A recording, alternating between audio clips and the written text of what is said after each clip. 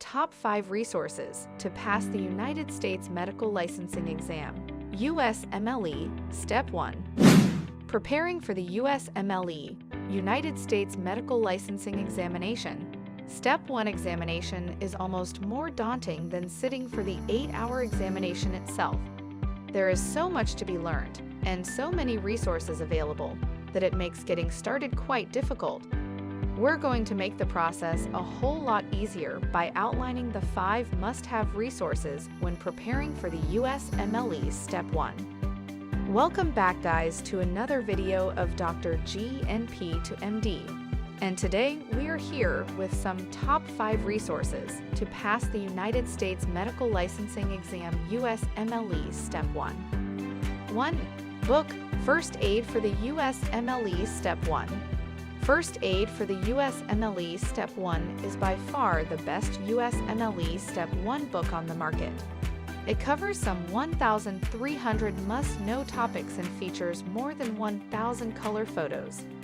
Some of the key features: 1,300 plus must-know topics are available with mnemonics to focus your study. 1,000 plus color photos and illustrations are drawn to help you visualize processes, disorders, and clinical findings. Rapid Review section presents high-yield tables associating diseases with their clinical findings, treatments, and pathophysiology. It is updated every year to ensure all content is relevant and high-yield, reflecting the most current USMLE blueprint. 2. Pathology Book.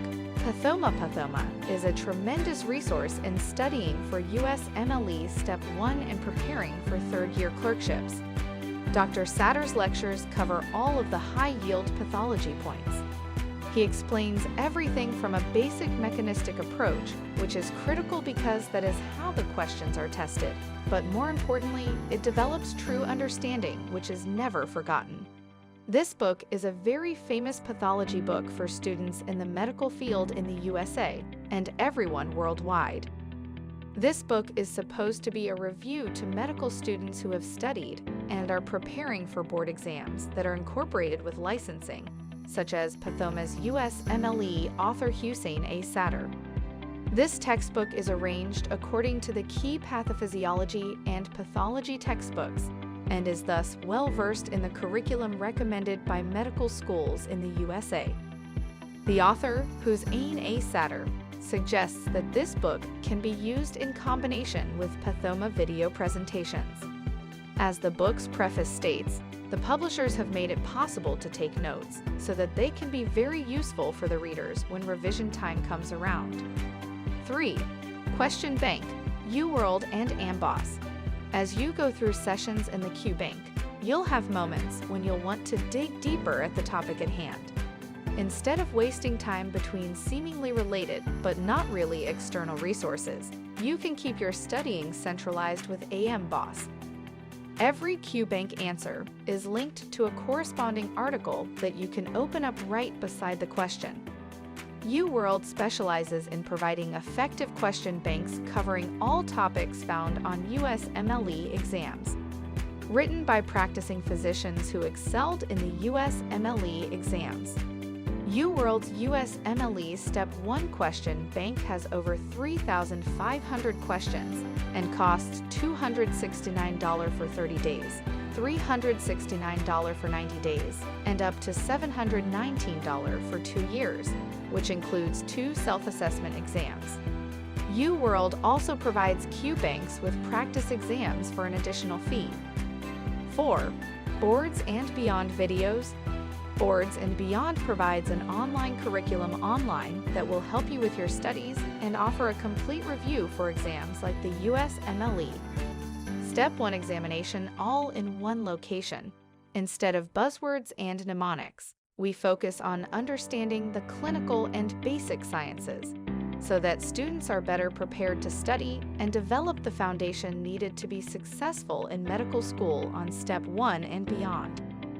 Students from all over the world make use of these videos, and every one of them does things a bit differently.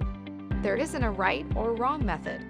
Because these videos require a lengthy duration to watch, many students make use of them during classes during the M2 year.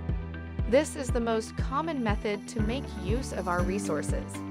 When they have time to study, the majority of students revisit the videos in a variety of ways, but not necessarily all with a focus on the areas that are difficult. 5. Flashcards, Anki or Quizlet.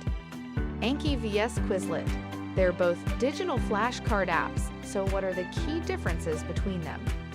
The main overall difference between the two is that Anki is much more of a basic, straightforward flashcard app, whereas Quizlet has more gamification qualities to it. Now that we had a look at the key differences between the two, let's look at how Anki works vs Quizlet. Anki. As we said, Anki is very much a simple digital flashcard system without any gamification.